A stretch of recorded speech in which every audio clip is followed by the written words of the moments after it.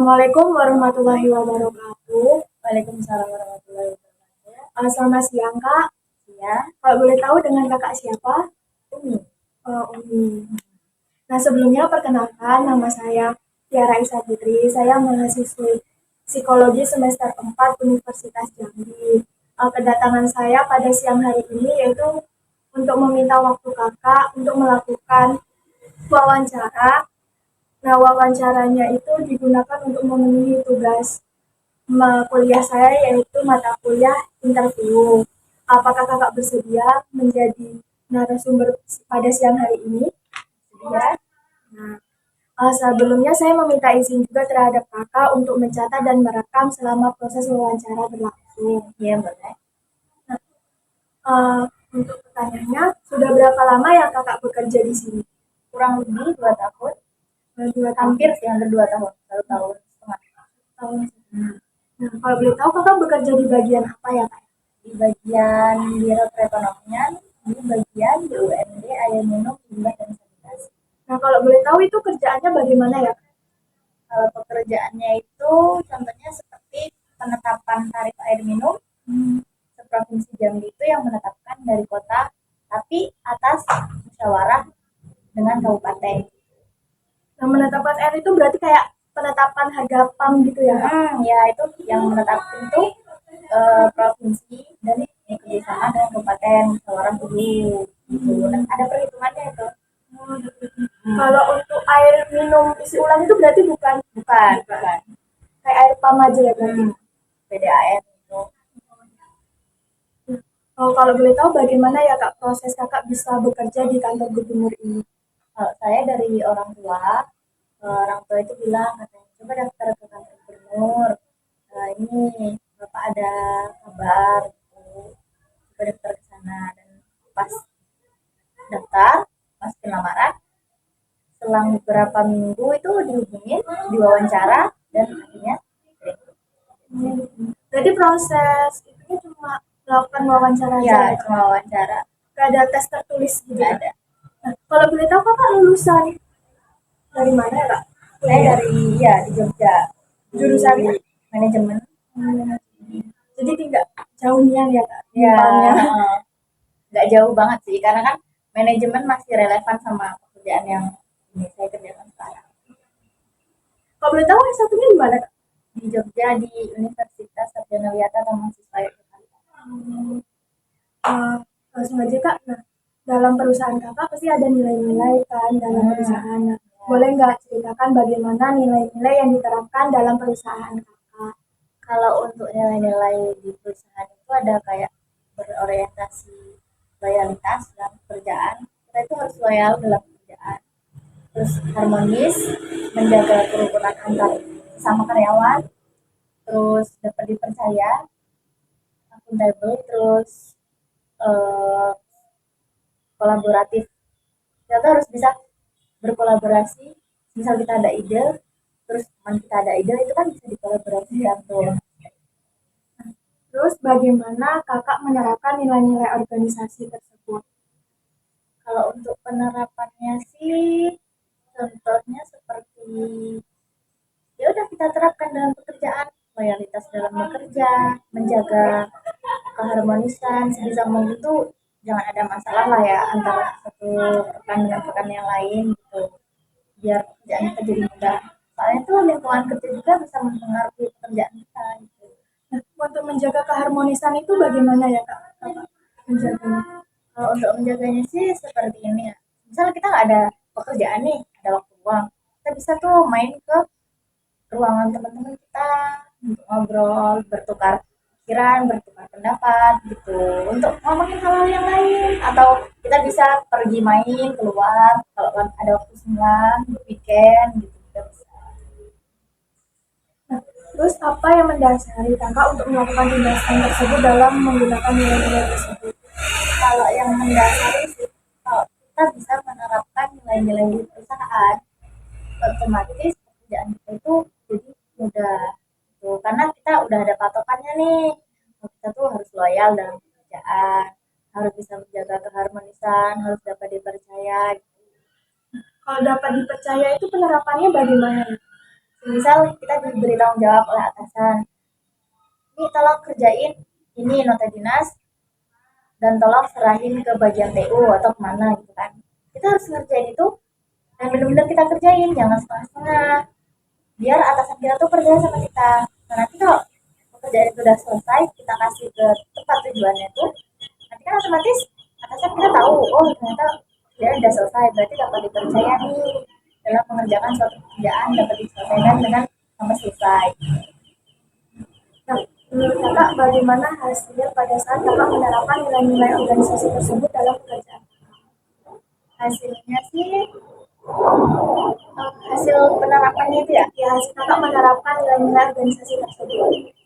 hasilnya sih contohnya seperti ini ya, kalau kita loyal dalam pekerjaan nih, ada teman kita lagi nggak kerja, terus teman kita pekerjaannya banyak, kita bisa kok bantu-bantu teman kita gitu selagi kita senang ya. Nah nanti kalau kita ada pekerjaan banyak dan teman kita nggak ada kerjaan, nanti dia juga bisa bantu kita, jadi bisa saling mempermudah pekerjaan. Dalam perusahaan kakak itu ada nggak sih pembagian tugas terhadap karyawan? Oh ada, contohnya itu seperti saya kurang bisa Excel, sedangkan teman saya bisa. Otomatis atasan saya memberi tugas ke saya itu yang bisa dikerjakan menggunakan Excel, menggunakan selain Excel. Nah, nanti kalau ada pekerjaan yang mengharuskan menggunakan Excel, nanti bisa diserahkan ke teman saya. Berarti diperbolehkan juga terhadap atasan kakak untuk melakukan hal itu. Ya, karena sebelum kita bekerja nih, pas awal-awal masuk kan kita ditanya, kamu bisa dalam hal apa, kelebihan kamu apa, gitu, yang kamu nggak bisa apa. Tapi bukan berarti karena kita nggak bisa Excel, kita benar-benar nggak bisa sampai kapanpun. Jadi kita tetap harus belajar. Gitu. Berarti kalau kayak gitu kelebihan dan kekurangan itu ditanyain pas waktu wawancara. Ya benar. Nah, untuk pas wawancara itu kakak udah milih langsung di biro ekonomi atau ada itu udah dipilihin dari Enggak, jadi kita wawancara dulu, nanti habis itu baru kita di penempatan. Penempatan itu nanti bagian atasan yang menempatkan. Nah, terus bisa nggak kak ceritain berdasarkan pengalaman kakak situasi seperti apa yang mengharuskan kakak terlibat dalam memajukan perusahaan? Situasi seperti contohnya saya bisa menghadiri rapat yang tidak bisa dihadiri oleh atasan saya, tapi ini rapat tertentu, bukan semua rapat, karena ada beberapa rapat yang atasan saya itu mengikut sertakan saya dalam rapat. Nah, harapan dari atasan saya ini biar saya suatu saat bisa belajar, dan kalau atasan saya tidak bisa datang dalam suatu rapat tersebut, saya bisa datang ke rapat tersebut dan hasil rapat tersebut bisa disampaikan ke atasan saya. Oh, kalau boleh tahu sebulan itu kakak bisa mengikuti beberapa rapat ya? Tergantung sih, kalau kadang tuh ada satu bulan benar-benar nggak ada rapat, karena rapat itu bukan hanya di lingkup kantor gubernur, tapi ada yang undangan dari luar, dari contohnya kemarin PKPU ada, terus dari PTJI juga ada gitu. Berarti nggak menentu misalnya udah sebulan tuh harus 4 kali ikut rapat itu nggak ada. Enggak, tergantung undangan sih acaranya, karena kadang pun kita yang ini yang mengadakan rapat, jadi kita yang mengundang orang lain gitu. Terus bagaimana keterlibatan kakak dalam memajukan perusahaan? Keterlibatannya contohnya seperti tadi, Selain dari mengikuti rapat itu ada hal lain nggak? keterlibatannya oh bisa seperti ini, saya bisa menyampaikan aspirasi dari masyarakat, meskipun itu kita nggak tahu ya hasilnya, yang penting kan kita sudah berusaha.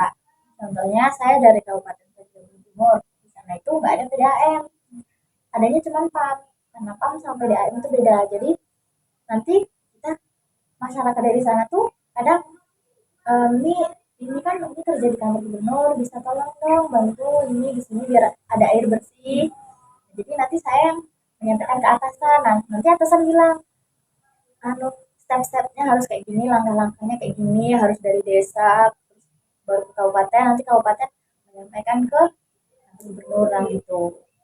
Kalau boleh tahu kak, tadi kan kakak menyebutkan bahwa beda PAM sama PDAM.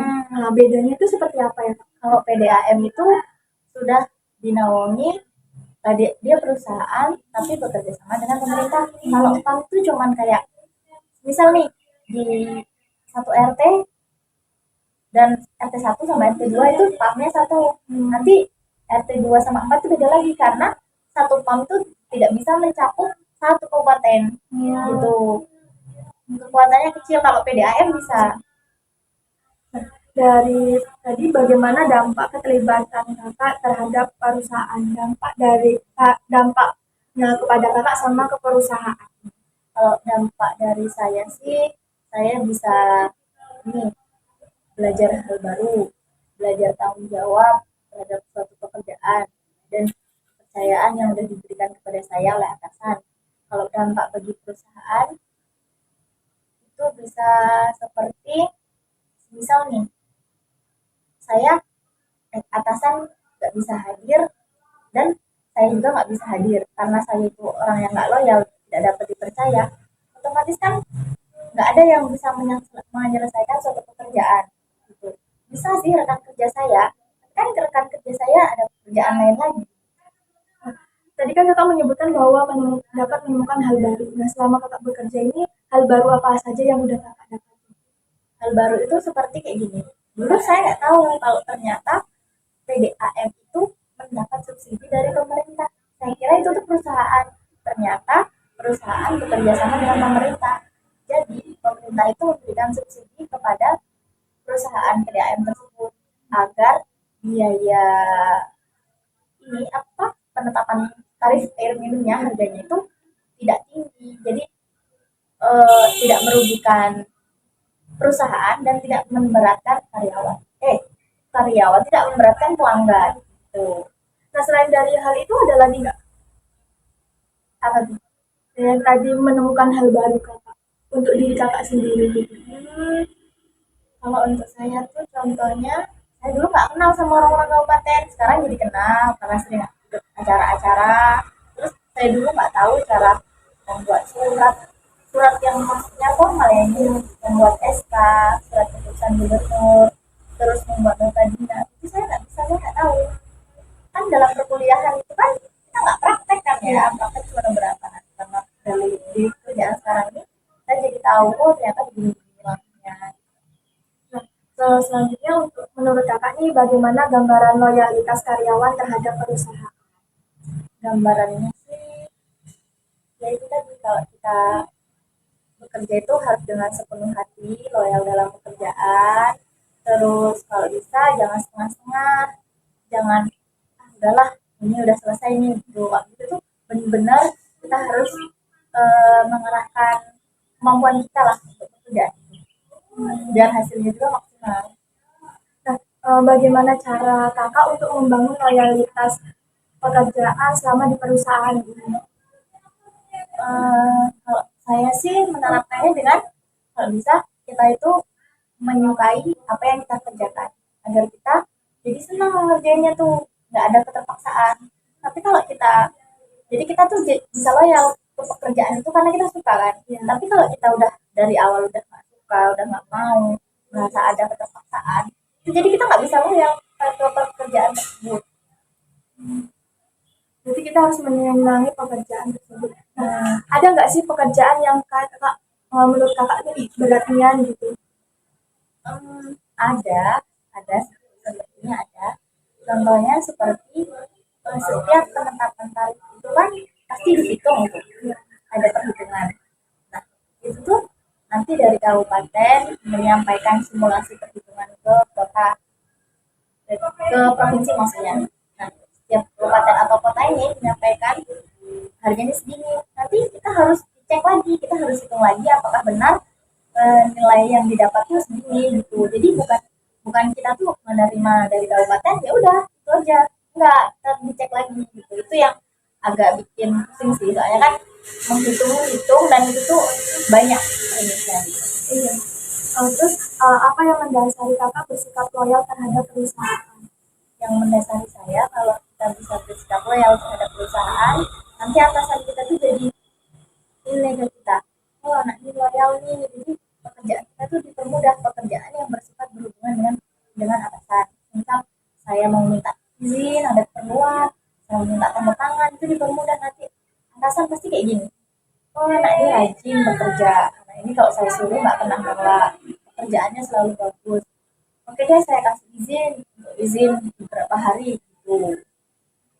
Nah, selanjutnya Kak, bagaimana pengaruh sikap loyal Kakak terhadap perusahaan selain yang tadi Kakak sebut? Pengaruh sikap loyal saya terhadap perusahaan, hasil pekerjaan saya jadi lebih baik, dan pekerjaan perusahaan juga jadi semakin baik gitu sih. Nah, selama Kakak bekerja ini di kantor gubernur, ada nggak situasi yang membuat Kakak nggak nyaman dalam perusahaan tersebut? Ada nggak nyaman kalau namanya di perusahaan, terutama di bidang perekonomian itu kan orangnya banyak ya, hampir 50. Itu kita pasti ada suatu saat kita itu ada sedikit masalah atau kesalahpahaman antara rekan kerja. Itu bisa jadi pengaruh pekerjaan, karena lingkungan kerja itu menurut saya bisa mempengaruhi terhadap pekerjaan kita. Gitu. Kakak pernah berarti ada di situasi tersebut, lalu tindakan Kakak seperti apa? Ya kalau bisa kita menjelaskan secara baik-baik apa kesalahpahaman yang terjadi antara sama rekan kerja, biar tidak mempengaruhi pekerjaan kita. Nah, untuk jam kerjanya itu bagaimana ya Kak? Kalau jam kerja itu dari Senin sampai hari Kamis itu mulai dari jam 7.15, pulangnya jam 4 sore. Tapi kalau hari Jumat itu mulai dari jam 7, terus selesainya itu jam 11.30. Nah, itu sistem istirahatnya bagaimana? Istirahat itu di jam 12 sampai jam 1. Itu harus ada di lingkungan kantor atau boleh di luar kantor? Boleh di lingkungan kantor, boleh di luar kantor, boleh. Selama itu nggak mengganggu pekerjaan, selama kita nggak meninggalkan pekerjaan yang harusnya dikerjain, itu boleh. Nah, untuk seragamnya itu bagaimana Kak sistem? Kalau seragamnya itu Senin sampai Selasa pakai dinas kayak gini. Kalau hari Rabu, kalau hari Kamis berarti, hari Jumat itu bebas, karena hari Jumat kadang olahraga di lapangan, kadang pengajian di Masjid Agung gitu. Berarti diwajibkan semua karyawan itu menggunakan seragam ya. Nah, untuk sistem cutinya itu gimana? Kalau cuti sih ada cuti magetan sama ada cuti pernikahan.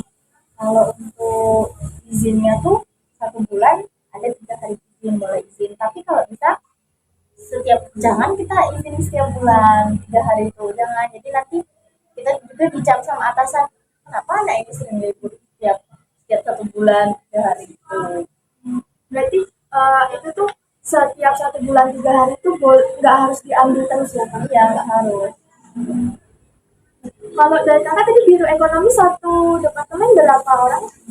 Hampir 50. Hampir 50.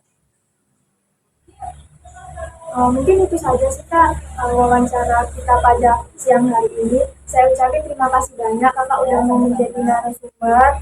Nah, mungkin saya akhiri. Wassalamualaikum warahmatullahi wabarakatuh.